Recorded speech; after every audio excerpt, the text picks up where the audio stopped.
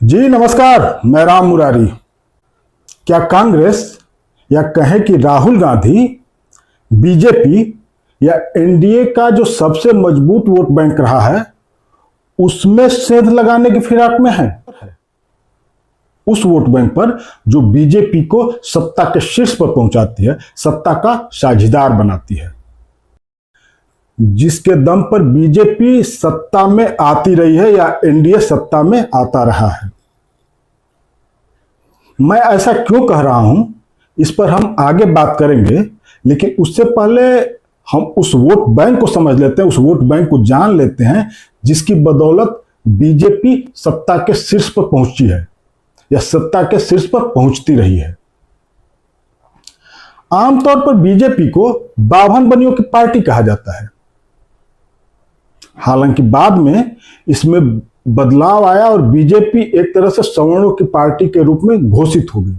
हालांकि बीजेपी ने कभी नहीं कहा कि वो किसी खास वर्ग या किसी खास जात की पार्टी है। हाँ, वो हिंदू और हिंदुत्व की बात करती रही है, लेकिन इस हिंदुत्व के बैनर तले उसे जिस वर्ग का सबसे ज्यादा समर्थक माना गया वो ब्राह्मण बनिया और आगे चलकर सवर्णों में तब्दील हो गया।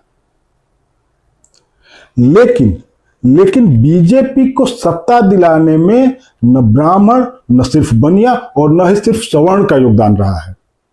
बीजेपी को भले ही सवर्णों की पार्टी कहा जाता है, लेकिन बीजेपी को सत्ता तक पहुंचाने में सबसे बड़ा हाथ या सबसे बड़ा योगदान पिछड़ा वर्ग का यानी ओबीसी का रहा है। अगर चुनाव दर चुनाव आंकड़ों का विश्लेषण करें तो पता चलता है कि चुनाव दर चुनाव किस तरह ओबीसी ने बीजेपी को अपना समर्थन, अपना वोट दिया है। स्वतंत्र आंकड़ा इकट्ठा करने वाली एजेंसियां स्वतंत्र विश्लेषकों की राय देखते हैं, अगर हम पढ़ते हैं चुनाव दर चुनाव, तो हम पाते हैं कि बीजेपी के ओबीसी में पैठ लगातार बढ़ी है। 2009 के चुनाव में ओबीसी का तकरीबन 22% हिस्सा बीजेपी को गया था।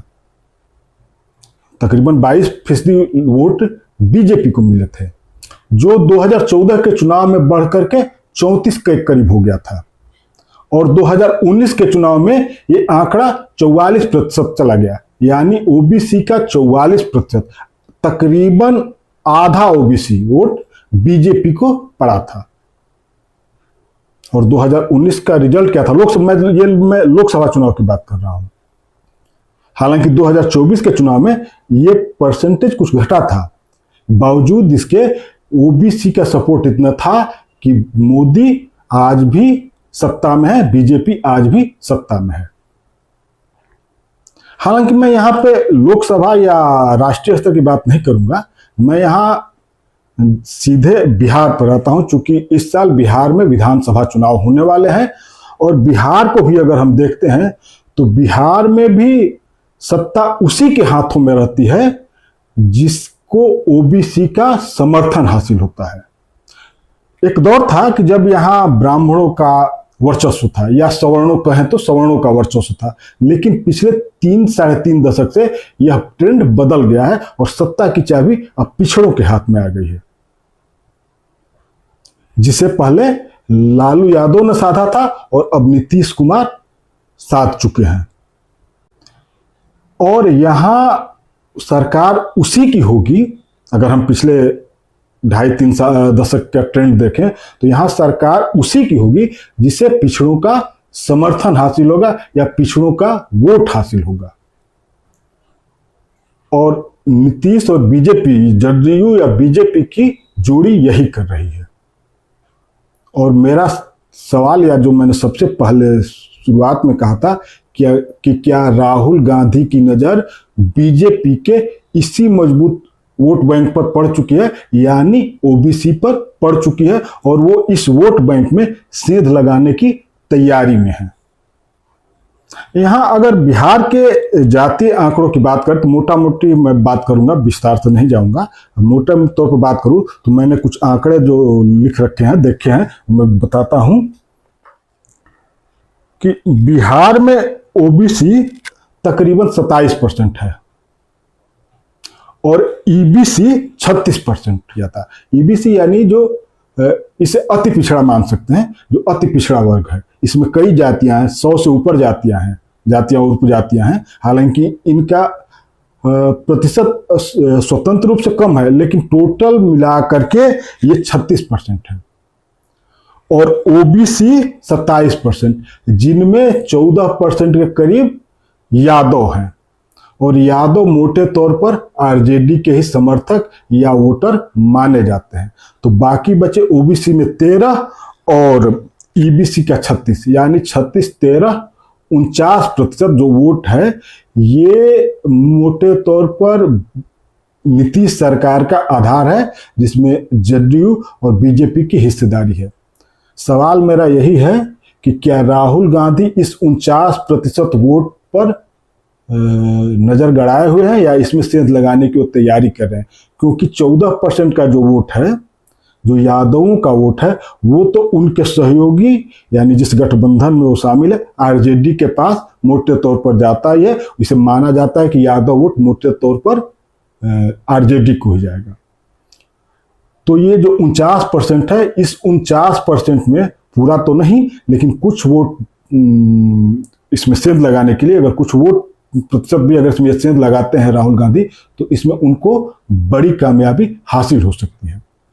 मैं ये इसलिए कह रहा हूं कि बीते कुछ समय से राहुल गांधी जिस तरह से जाति जनगणना का मुद्दा उठाए हुए हैं, या शुक्रवार को, बीते शुक्रवार 25 जुलाई को दिल्ली के तालकटोरा स्टेडियम में ओबीसी न्याय भागीदारी सम्मेलन में राहुल गांधी ने जिस तरीके से अपनी बात रखी, जिस तरह से उन्होंने ओबीसी को अपने पाले में खींचने की कोशिश की, यहां तक कहा कि उनकी गलती थी कि मैं इसे समझ नहीं पाया, तो उससे लगता है कि राहुल गांधी ओबीसी को कांग्रेस की ओर खींचने की कोशिश में लग चुके हैं। हालांकि कांग्रेस अब तक कभी ओबीसी को लेकर के इस तरह से कभी आक्रामक नहीं रही है।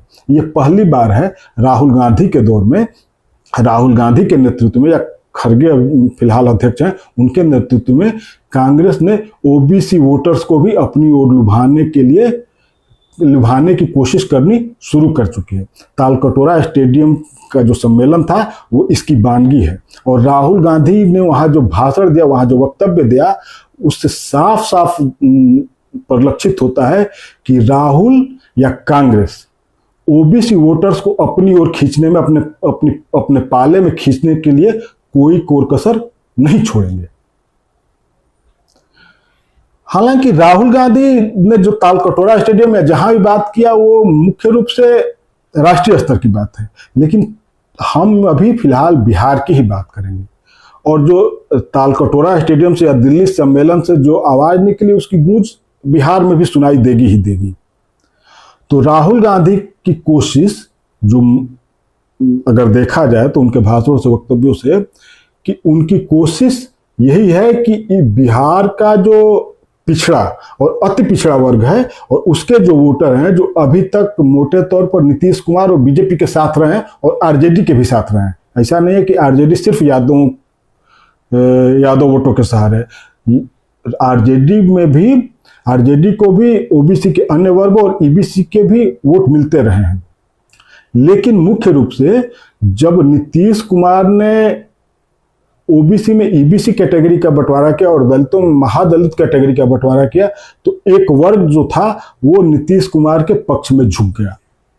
और आज भी नीतीश कुमार की पैठ इन वर्गों में, या जदयू की पैठ कह सकते हैं, इन वर्गों में है। हालांकि बीते कुछ सालों से, अगर साल डेढ़ साल के अगर हम राजनीतिक हलचलों को देखें या नीतीश कुमार के कार्य व्यवहार कार्यकलाप को देखें, तो लगता है कि नहीं, नीतीश कुमार की इसमें पैठ कमजोर, नीतीश कुमार की छवि थोड़ी कमजोर हुई है इस मामले में। बहरहाल, जो मेरे कहने का मतलब है कि क्या राहुल गांधी इस वोट बैंक में सेंध लगाने की कोशिश में लगे हैं बिहार के मद्देनजर? बिहार में एक और चीज है कि महागठबंधन में वीआईपी भी शामिल है। वीआईपी मुकेश सहनी की पार्टी है, तो उनकी जात के वोट भी, वो जो ईबीसी में ही आते हैं, उनकी पार्टी के उनकी जात के वोट तो वीआईपी को जाएंगे, यानी महागठबंधन को ही जाएंगे। तो 14% यादव और मुकेश सहनी के जात के यानी मल्लाह जात के वोट, लेकिन उसके बाद जो बच रहे हैं उसमें भी अगर राहुल गांधी जिस तरह से ओबीसी नेतृत्व और ओबीसी की भागीदारी की बात कर रहे हैं, अगर उससे एक तबका आकर्षित होता है तो ये बीजेपी और जेडीयू के लिए झटके की बात हो सकती है।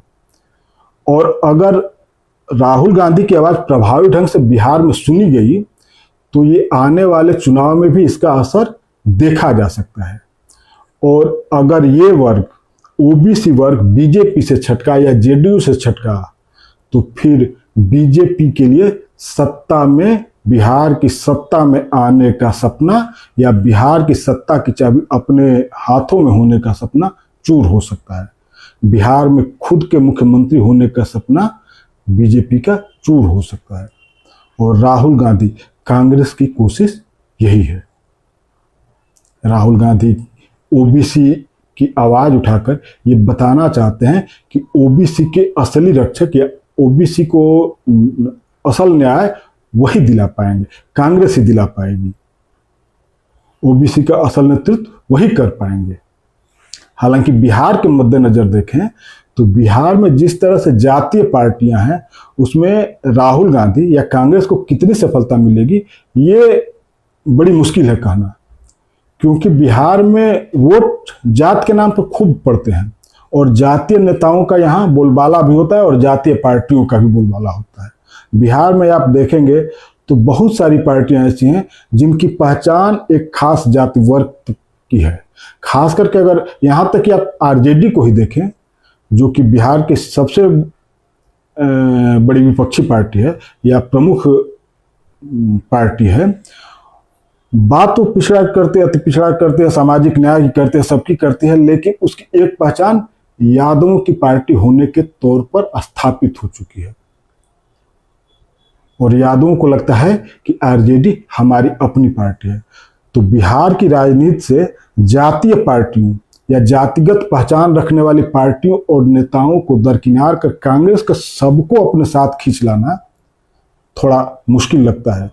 तब तो और जबकि बीजेपी हिंदुत्व के नाम पर, हिंदू इंडिया के, अभी अगर आप तालकटोरा स्टेडियम वाला राहुल गांधी का भाषण सुनेंगे तो उन्होंने एक बात कही थी कि बीजेपी हिंदू इंडिया की बात करती है और उन्होंने इसके आगे जोड़ा ओबीसी को टारगेट करके, इसमें इस हिंदू इंडिया में आप कहाँ हैं, आपकी भागीदारी कितनी है। तो राहुल ने सवाल तो उछाल दिया है। अगर उस सवाल का जवाब अगर बिहार में तलाशने के लिए ओबीसी कोशिश करेगा, ओबीसी तबका कोशिश करने लगे तो निश्चित तौर पर बीजेपी के लिए या जेडीयू के लिए या नीतीश कुमार के लिए मुश्किल हो सकती है।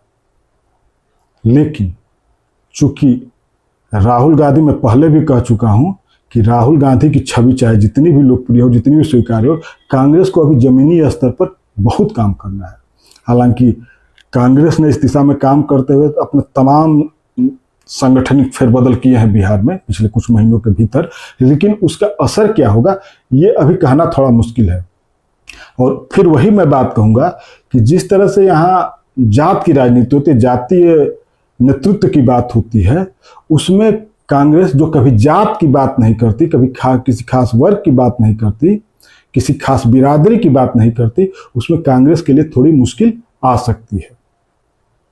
तो फिलहाल इतना ही। अगले वीडियो में फिर किसी और मुद्दे पर बात करेंगे। नमस्कार।